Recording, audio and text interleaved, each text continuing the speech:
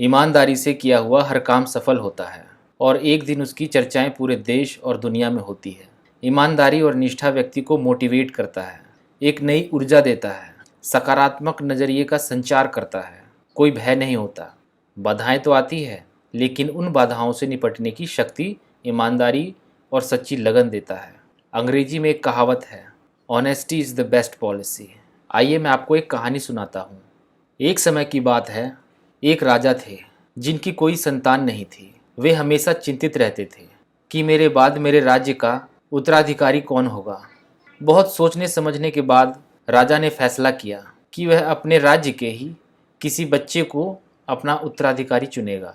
राजा ने यह घोषणा कराई और राज्य के सभी बच्चों को बुलाया। जब सभी बच्चे इकट्ठा हो गए तब राजा ने कहा कि आप में से कोई एक मेरे राज्य का उत्तराधिकारी होगा, लेकिन इससे पहले मैं सबको एक काम दूंगा जिसे सभी बच्चे को करना होगा। तब राजा ने सभी को एक एक छोटी थैली दी और बोले कि मेरे प्यारे बच्चों, आप सभी को जो थैली दी गई है उसमें अलग अलग पौधों के बीज हैं। आपको इसे घर ले जाकर एक गमले में लगाना है। 6 महीने बाद हम फिर यहीं इकट्ठा होंगे और उस समय मैं फैसला करूंगा कि मेरे बाद इस राज्य का अगला उत्तराधिकारी कौन होगा। उन्हीं बच्चों में एक लड़का था जिसका नाम ध्रुव था। बाकी बच्चों की तरह वह भी बीज लेकर अपने घर गया और एक गमले में खाद मिट्टी देकर बीज लगा दिया। अब वह रोजाना उस गमले में पानी डालता और उसकी देखभाल करता। कई दिन बीत गए, कई हफ्ते बीत गए, लेकिन ध्रुव के गमले में कोई पौधा नहीं उगा। वहीं दूसरे बच्चों के गमले में पौधे उगने लग रहे थे। ध्रुव ने सोचा कि क्या पता उसका बीज अलग हो और कुछ दिन के बाद उसमें से पौधा निकले, और ये सोचकर वह पूरे लगन से उस गमले की देखभाल करने लगा। 4-5 महीने बीत जाने के बाद भी ध्रुव के गमले में से कुछ नहीं निकला। वहीं दूसरे बच्चों के गमलों में अच्छे खासे पौधे निकल गए थे और कुछ पौधों में तो फूल फल दोनों दिखाई देने लगे थे। अब ध्रुव का गमला खाली देख सब लोग उसका मजाक उड़ाते थे और हंसते थे। आस पड़ोस के लोग ये कहने लगे कि तुम बेकार में मेहनत कर रहे हो, इससे कुछ फायदा होने वाला नहीं है, और ये कहकर उसकी खिल्ली उड़ाते। लेकिन ध्रुव ने हार नहीं मानी। वह रोजाना गमले की देखभाल करता, उसमें पानी डालता था। जब 6 महीने बीत गए तब राजा ने सभी बच्चों को अपना अपना गमला लेकर आने को कहा। ध्रुव बहुत चिंतित था कि अब तक उसके गमले में कोई पौधा नहीं निकला है। वह मन ही मन सोचने लगा कि मैं ऐसे ही राजा के सामने चला गया तो सब लोग वहाँ मुझ पर हंसेंगे, और कहीं राजा भी मुझसे नाराज हो गए तो मुझे सजा ना दे दे। मैं वहाँ कैसे सबको यकीन दिलाऊंगा कि मैं गमले में पानी डालता था और उसकी देखभाल करता था। ये सब सोच सोच के ध्रुव बहुत परेशान हो गया। तब ध्रुव की माँ ने कहा कि बेटा, नतीजा चाहे जो भी हो, तुम्हें राजा को उसका दिया हुआ बीज लौटाना ही चाहिए। तुम्हें भी अपना गमला लेकर वहाँ जाना चाहिए। तय समय में सभी बच्चे राजमहल के मैदान में इकट्ठा हो गए। वहाँ एक से बढ़कर एक पौधों का अंबार लगा था। ध्रुव का खाली गमला देखकर बाकी बच्चे उसका मजाक उड़ा रहे थे।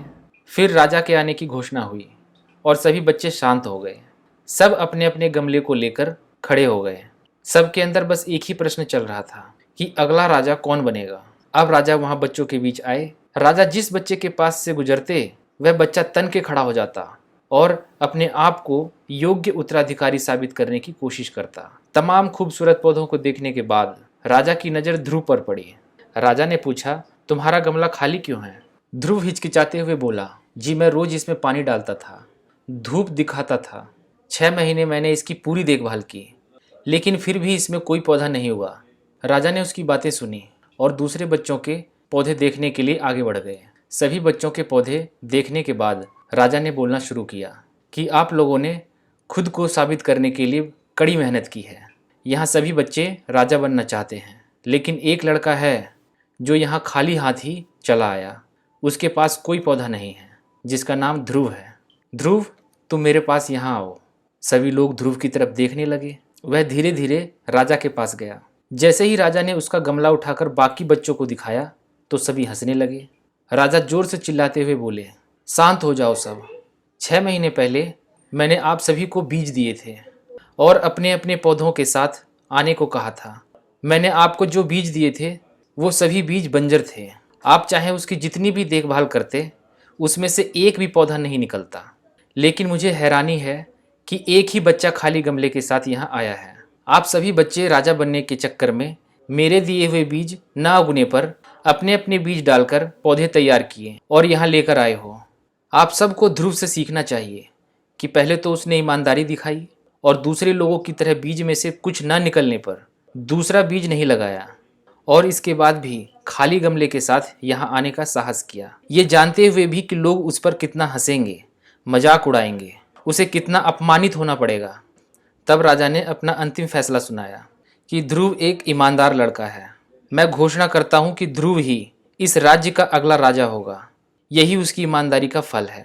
तो दोस्तों, इस कहानी का सार यही है, ईमानदारी से किया हुआ हर काम सफल होता है।